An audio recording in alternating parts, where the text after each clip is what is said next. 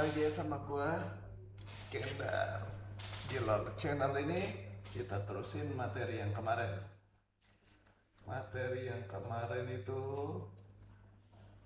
volume indikator ya. Kita udah sampai di OBV kemarin. Sekarang kita terusin di volume akumulasi dan distribusi ya. Oke, langsung aja baca ya. Nah, nih akumulasi dan distribusi. Bisa nyari apa di sini? Bisa nyari divergen, konfirmasi naik dan turun. Oke, kurang lebih begitu ya. Kita langsung charting. Nah, ini adalah AND, akumulasi and distribusi line. Cara bacanya gimana? Cara bacanya sama kayak on balance volume. Bedanya ini itu time frame 1 jam. Kalau di time frame 1 hari, nah, bentukannya begini dia, boring. Nih lihat nih, tuh kelihatan guys. Ini ya, tuh boring kan bentuknya, nggak jelas. Jadi dia ini dipakai di time frame kecil. Kalau OBV kemarin itu di time frame 1 hari, kalau ini di time frame 1 jam atau 4 jam. Nah, buat scalpingan oke. Jadi dia nih sistemnya minus minus gitu ya, dia minus and plus. Nah gini nih, time frame 1 jam. Kalau di time frame 1 jam bentukannya mulai kelihatan gitu, enak dilihatnya pun enak, kita pun mengerti kalau begini. Kalau datar kan bingung, kalau begini kan lumayan lah, sedang. Cara bacanya sama kayak on balance kemarin ya, kan gini. Nah,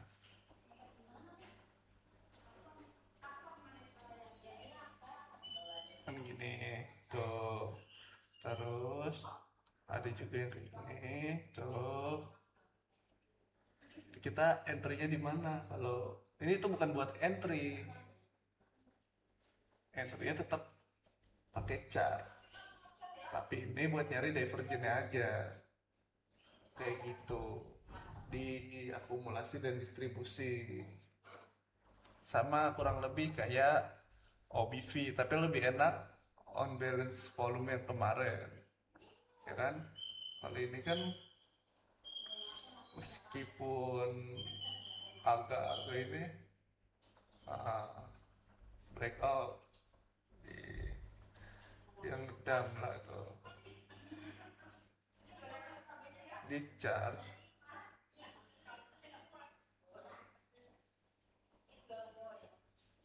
itu. Di sini kita sama ya, tuh kita apa, dia breakout tuh di sini kita nemunya, sedangkan dari sini pucuk ini nih, kita udah nemu dia breakoutnya tuh. Untuk short short itu kalau pakai ini lebih enak tuh. Ini kita bakal dapat di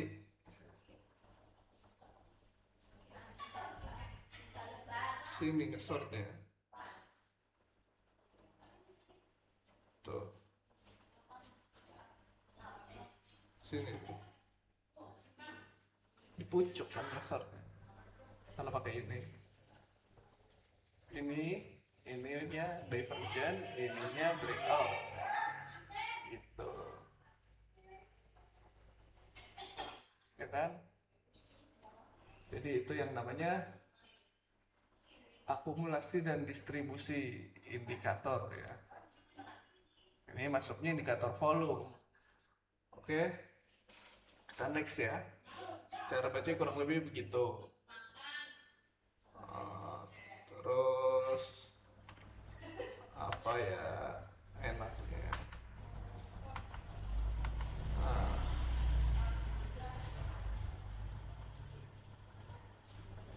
kita next ya. Berikutnya, oke, kita bahas money flow, money flow index ya. Kan tadi udah akumulasi dan distribusi, sekarang MFI. MFI ini, baca dulu deh. Dia mirip kayak stokastik, tapi cara bacanya agak ribet, ya kan? Lo ada yang pakai gak? Dia ini cara bacanya agak sulit ya. Jadi gimana gua menyampaikannya ya? Bisa dimengerti atau enggak ya? Jadi eh, kalau MFI ini dia itu volume dan uang yang masuk gitu. Jadi harga ini kadang bergerak nggak sama sama MFI ini, makanya susah. Gimana lu bacanya sesuatu yang nggak sama coba? Nah, ini mesti tahu nih sedikit caranya. Langsung aja ya. Ini kan yang ditulis di sini reguler ya, kayak gampang gitu. Aslinya nggak gitu. Ini namanya MFI, mirip kan sama stochastic atau RSI gitu, tapi dia garisnya cuma satu. Nah, cara bacanya kalau yang dijelasin tadi, kalau udah keluar dari 80 short gitu, atau mulai mulai take profit gitu kan. Kalau di bawah 20 cari entry long. Coba lu gimana? Misalnya kita ikutin modelan begitu. Ya lagi nih. Ini di bawah 20. Yang ini tunggu harga stabil, berarti di sini lu entry long.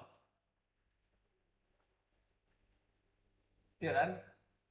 Coba. Tuh begini, entry long. SL di ujung buntut sini. TP-nya kan harus di sini. Ini 1/3. Kalau 1/2 sini. Naik agak cok. 1/2 ya kan, apalagi 1/3 gitu. Jadi cara baca nggak seringkes itu, tidak semudah itu Ferguson. Ini tuh bukan buat entry sesaklek itu ya. Jadi yang pertama kita harus cari beginian, apa yang di luar batas ungu, entah itu oversell atau overbought ya. Jadi kalau udah nemu langsung dicari nih dari yang terakhir. Misalnya ini di sini nih. Kalau lu mau cari kekuatan ya, langsung cari divergen. Langsung ada divergen nggak? Misalnya ini kan naik, ini juga naik. Berarti jelek. Nggak divergen ininya. Oke, nyarinya yang habis oversell atau overbought, tapi langsung divergen. Nah itu baru bisa kita katakan kuat suatu support atau resistennya. Uh, Kemungkinan ditembusnya kecil, gitu ya. Kita langsung cari. Ini nggak valid nih yang begini. Jadi harus langsung divergen. Itu. Misalnya,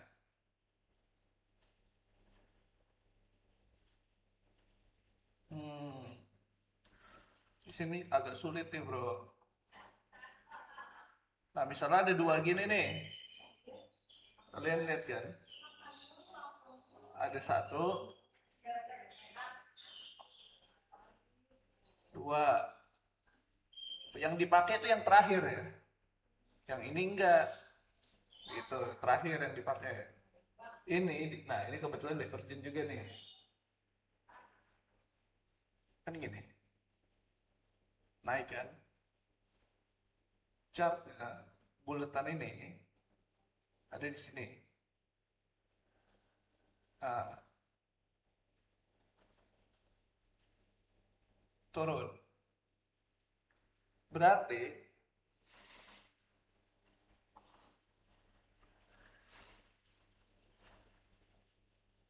setiap begini ya,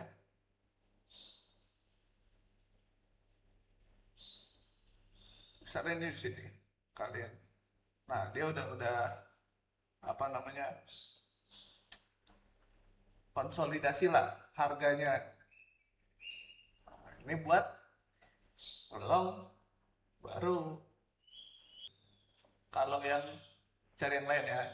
Contoh contoh yang lain. Combine dia emang memusingkan dia. Karena dia bergerak sering melawan harga ya. Nah, ini nih, kelihatan kan? Nah, ini kan dua aja gitu. Ini kan di sini. Tuh.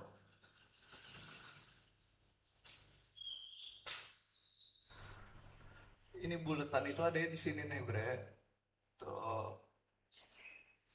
Oh, persela ada di sini. Cari kalau biar enak tuh yang ada satu doang gitu, kayak gini kan. Begitu dia udah masuk, udah bentuk divergen gini, udah nemu lo. Ini yang gak usah diliatin lagi. Cari harga terbaik di sini, baru entry.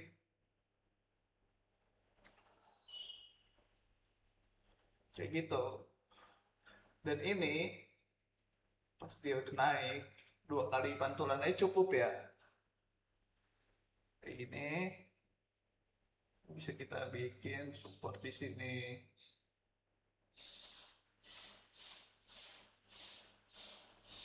Ah, kan lo bingung support tuh ada di mana?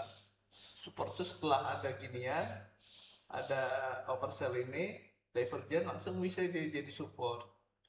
Kita lihat ya sampai sini. Tuh, support dia kuat. Kayak gitu. Kalau di atas juga sama. Langsung divergen ya. Habis overbought, langsung divergen. Kalau nggak gitu, nggak mantep dia bre. Nih, naik, nih kan. Nggak kelihatan deh. Nah, kelihatan kan? Itu naik. Ini turun. Itu di sini nih. Ah, ah.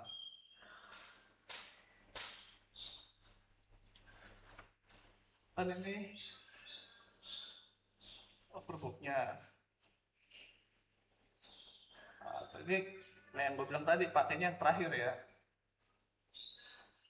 Ya kan ada dua nih. Pakainya yang terakhir. Ini tuh. Ah, ini juga. Oh, jadi ini kuat udah. Kecil kemungkinan ditembus, tapi bisa ditembus.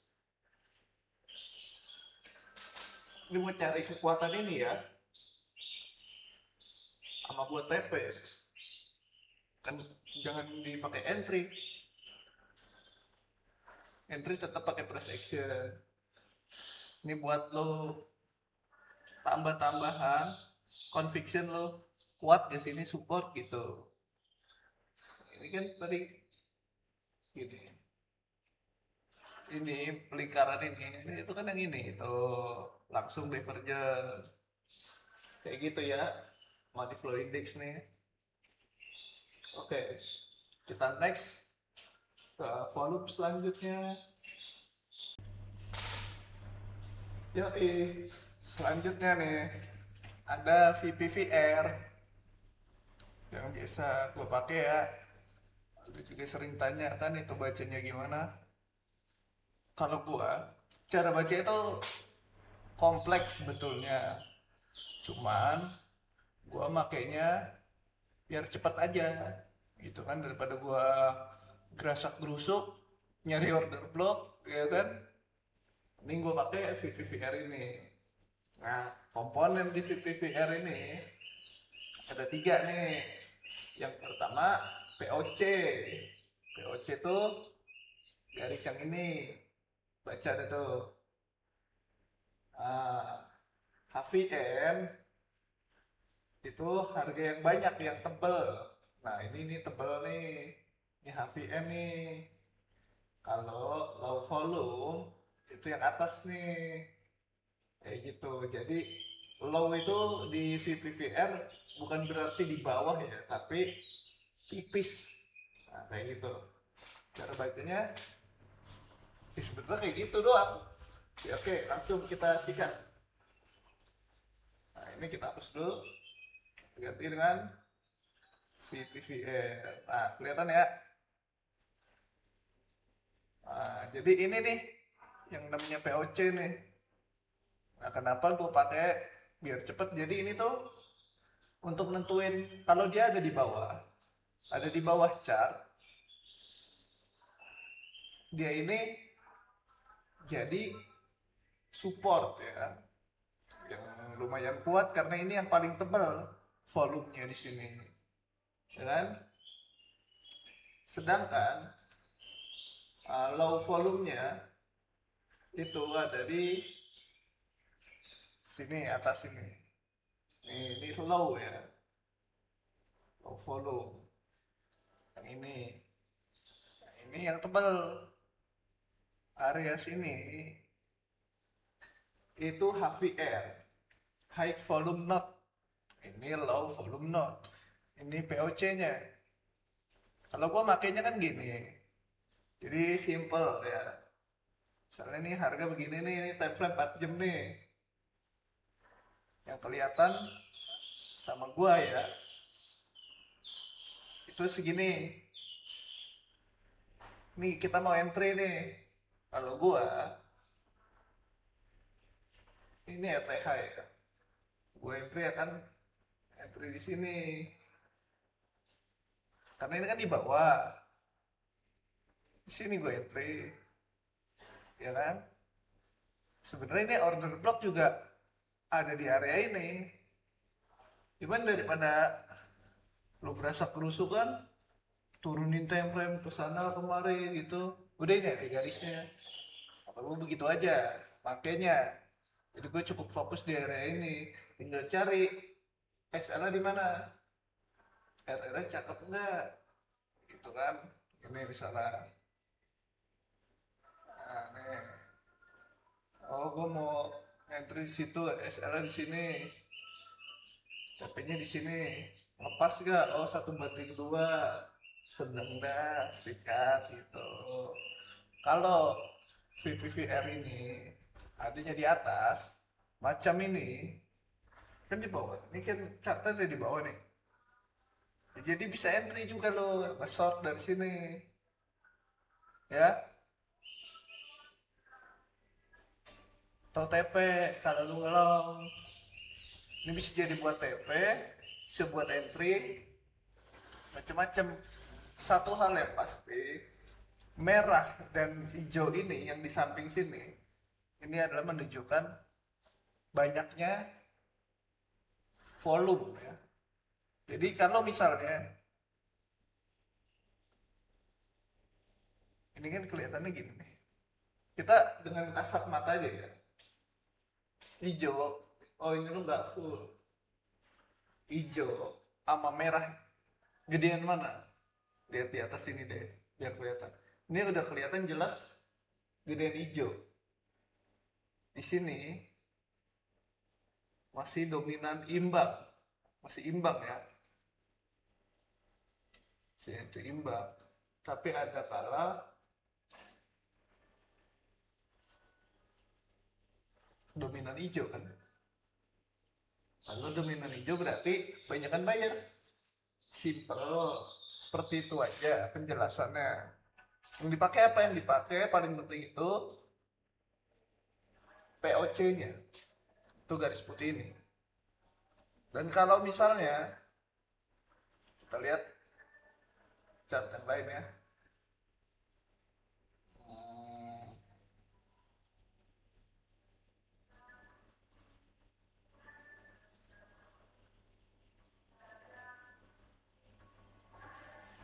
NB misalnya, wih, gemukan. Nah, jadi ada yang merah semua tuh. Itu tandanya banyak seller di sini kan. Jadi harga nih bisa ke sini tapi sebentar. Kalau ininya kecil. Kalau tebal, dia bisa lama mondar-mandir di situ. Contoh di sini, ini kan tebal nih. Lama dia mondar-mandir sini. Kalau di sini tipis, ya sebentar dong tuh. Numpang lewat. Begitu. Kalaupun naik, tembus, dia akan mondar-mandir di sini. Di sini di area ini.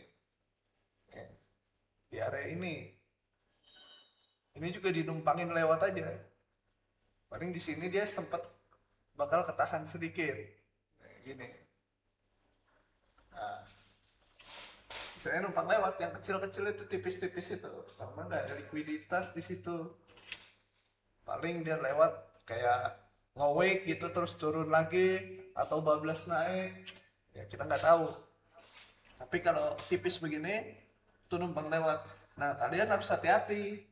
Kalau beginian, yang tipis ini ada di bawah, oh, itu nggak ada yang nadang, turunnya dalam, sampai ketemu beginian tebel lagi, kan? Jadi VVVR itu aja. Jangan lupa subscribe, like, and share. Jangan sampai rungkat ya. Gua Kendar, kita udah dulu. Nanti kita lanjut. Apa yang mau dibahas? Order blog? Boleh. Berarti selanjutnya kita order blog. Oke. See you.